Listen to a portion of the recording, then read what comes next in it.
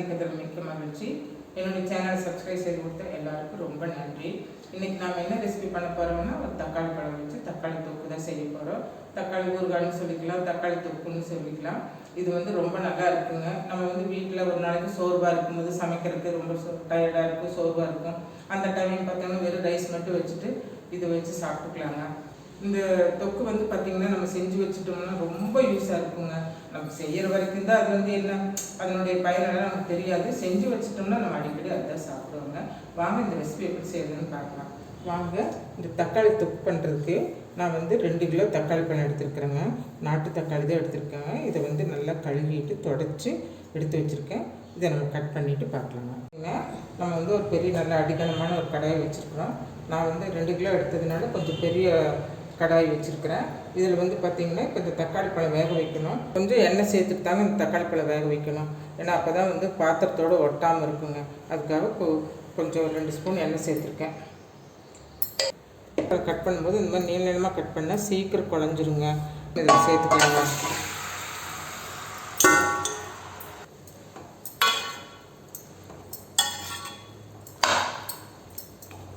ஒரு 2 table spoon உப்பு இதில் சேர்த்துக்கலாங்க.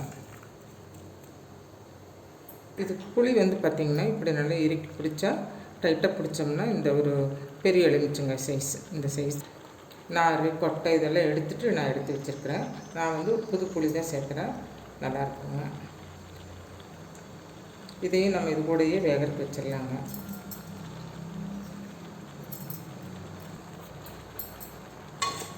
எப்படின்னு பார்த்தீங்கன்னா ஒரு 15 நிமிஷம் ஆகிடுங்க நமக்கு இது நல்லா வெந்து வர்றதுக்கு. நல்லா வேகட்டுங்க. இதுக்கு ஒரு மூடி போட்டுடலாம்.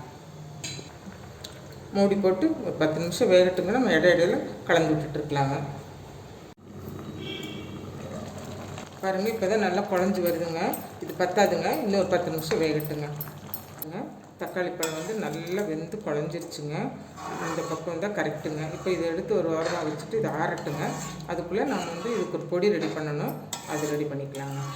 தீ மீடியம் ஃப்ளேமில் வச்சுக்கணுங்க. வெந்தயம் 2 டேபிள் ஸ்பூன் எடுத்துருக்குறேங்க. பாருங்கள், 1 டேபிள் ஸ்பூன், 2 டேபிள் ஸ்பூன் எடுத்துருக்காங்க. 3 டேபிள் ஸ்பூன் கடுகு எடுத்துருக்குறேங்க. இப்போ இது ரெண்டையுமே நல்லா வறுத்துங்க, பொடி பண்ணணும். இப்போ வறுத்துக்கலாங்க.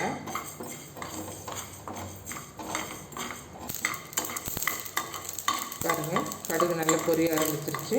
மீடியம் ஃப்ளேமில் தான் வச்சுருக்கிறேன். வெந்தயம் கலர் மாறிடுச்சு பாருங்கள். போதுங்க. இப்போ நம்ம வேறு பிளேட் மாற்றிக்கலாங்க. இப்போ இதை நம்ம வேறு பிளேட்டுக்கு மாற்றிருக்குறோங்க. இப்போ இது ஆறுனதும் நம்ம பொடி பண்ணிட்டு வந்துடுறாங்க. பாருங்கள், நம்ம வறுத்து வச்ச கடுகு வெந்தயம் நல்லா ஆறிடுச்சுங்க. இப்போ இதை நல்லா பொடி பண்ணிட்டு வந்துடலாங்க. இந்த அளவுக்கு நைஸாக அரைச்சி எடுத்துகிட்டு வந்துட்டேங்க. நம்ம இது வேக வச்ச தக்காளி நல்லா ஆறிடுச்சுங்க. இப்போ இதை நம்ம மிக்சியில் சேர்த்து நைஸாக அரைச்சிட்டு வரோங்க. இப்போ மிக்சியில் சேர்த்து நல்லா நைஸாக அரைச்சிட்டு வந்துட்டோங்க. இப்போ இதை நம்ம தாளித்து விடலாங்க. நல்லா அடிக்கணமான பாத்திரம் வச்சுருக்குறேங்க. இப்போ இதுக்கு பார்த்திங்கன்னா நான் 2 கிலோ எடுத்துருக்குறேன். 200 ml எண்ணெய் சேர்த்துருக்குறேங்க. நல்லெண்ணெய் சேர்த்துருக்குறேங்க. அரைச்சிக்கலாங்க. கடுகு 1 ஸ்பூன் சேர்த்துருக்குறேங்க. அது கூடவே உளுந்து இருக்கிறதுனால நான் உளுந்து தனியாக சேர்த்துலைங்க, கடுகோடு சேர்த்துட்டேன். கடுகு வெடித்தது ஒரு ஸ்பூனுங்க வெந்தயம் அது சேர்த்துக்கலாங்க. பூண்டு ஒரு கைப்பிடிங்க, ஒரு கைப்பிடினா ஒரு 10-20 பல்லி பூண்டுங்க. அதை நம்ம இது கூட சேர்த்துக்கலாங்க. சேர்த்துட்டு கருவேப்பிலை கொஞ்சம் சேர்த்துக்கலாங்க. பூண்டு வதங்கிடுச்சுங்க. கலர் மாதிரி வந்ததும் நம்ம அரைச்சி வச்சுருக்குறோம் இல்லைங்களா தக்காளி விழுது, அதை நம்ம இது கூட சேர்த்துக்கலாங்க. பாருங்கள், இதுக்கு காரத்துக்கு 150 கிராம், இந்த 2 கிலோவுக்கு நான் 150 கிராம் மிளகாத்தூள் சேர்த்துறேங்க. தக்காளி பழம் மிளகாத்தூள் பார்த்திங்கன்னா 150 கிராம் எடுத்துருக்குறோம். நாம் நாட்டு தக்காளி தான் எடுத்துருக்குறோம். அதில் புளியும் சேர்த்து அரைச்சிருக்கிறதுனால புளிக்கு கொஞ்சம் அதிகமாக தான் தெரியும் நமக்கு. அதனால் காரத்துக்கு பார்த்திங்கன்னா நான் 150 கிராம் ரெட் சில்லி எடுத்துருக்குறேன். நீங்கள் இது உப்பு புளி காரத்துக்கு இந்த 150 கிராம் கரெக்டாக இருக்கும். உங்களுக்கு இது காரம் அதிகமாக தோணுச்சுன்னா நீங்கள் 100 கிராம் போட்டுக்கலாம். 2 கிலோவுக்கு 100 கிராம் போட்டுக்கலாம். அளவான மிதமான காரம் இருக்கும். இப்போ இது பார்த்திங்கன்னா நம்ம இதை அரைச்சி வச்சுருக்குறோம் இல்லைங்களா கடுகு வெந்தய பொடி. இப்போ இதையும் நம்ம இது கூட சேர்த்துக்கணுங்க. இந்த பொடி சேர்த்துருக்குறோம் இல்லைங்களா கலர் மாறும். இப்போ நம்ம அடுப்பை நல்லா மீடியம் ஃப்ளேமில் வச்சு கொதிக்க வச்சு நல்லா எண்ணெய் பிரிஞ்சு வர வரைக்கும் நம்ம வேக விடணுங்க. மிக்ஸ் பண்ணிட்டோம். மிளகாத்தூள், அப்புறம் கடுகு வந்து பொடி வறுத்து அரைச்சி வச்சுருந்தோம் இல்லைங்களா, அந்த பொடி எல்லாமே இது மிக்ஸ் பண்ணிட்டோம். இப்போ இந்த டைமில் வந்து உப்பு பார்த்துக்கோங்க. எனக்கு வந்து உப்பு கரெக்டாக இருக்குது. இப்போ உப்பு பார்த்துட்டு நீங்கள் மூடி போட்டுருங்க. மூடி போட்டு நல்லா தெரிக்கும். மூடி போட்டோன்னா ஒரு அடிக்கடி நம்ம திறந்து கலந்துக்கிட்டே இருக்கணும். நல்லா எண்ணெய் பிரியிற வரைக்கும் வேகட்டுங்க. பெருங்காயத்தூள் சேர்த்துக்கலாங்க. 1 ஸ்பூன் பெருங்காயத்தூள் சேர்த்துருக்குறேன். அதை நம்ம இதோட மிக்ஸ் பண்ணிக்கலாங்க. பாருங்கள், எண்ணெய் பிரிஞ்சு வர ஆரம்பிச்சிருச்சு. 10 நிமிஷம் ஆகுங்க. அது வரைக்கும் நம்ம ஸ்லோ ஃப்ளேமில் வச்சு வேக விட்டுக்கலாங்க. இந்த உப்பு, புளிப்பு, காரம் இதெல்லாம் பேலன்ஸ் பண்ணுறதுக்கு நான் ஒரு சின்ன ஸ்பூனில் 1 ஸ்பூன் வந்து வெல்லம் எடுத்துருக்கேன். இது சேர்த்துக்கிறேன். இது ஆப்ஷன் தான். உங்களுக்கு நீங்கள் சேர்த்துக்கிறதுனா சேர்த்துக்கலாம், இல்லைன்னா கூட விட்டுறலாம். நான் சேர்த்துக்கிறேங்க. பாருங்கள், எண்ணெய் நல்லா பிரிஞ்சு வந்துடுச்சுங்க. இப்போ நம்ம ஸ்டவ் ஆஃப் பண்ணிவிட்டுங்க. வேறு ஒரு பாத்திரத்துக்கு மாற்றிக்கலாங்க. பாருங்கள், தக்காளி தொக்கு ரெடி ஆயிடுச்சுங்க. இப்போ இது ப்ளைன் ரைஸில் போட்டு சாப்பிட்லாங்க.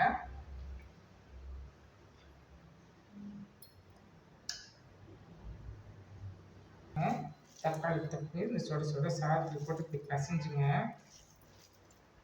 தக்காளி தொக்கு சுட சுட சாதத்தில் போட்டு பசைஇருக்குங்க. ரொம்ப சூப்பராக இருக்குங்க. பாருங்கள் பாருங்கள் எவ்வளோ சூப்பராக இருக்குதுன்னு. சாப்பிட்டு பார்த்து சொல்கிறேங்க.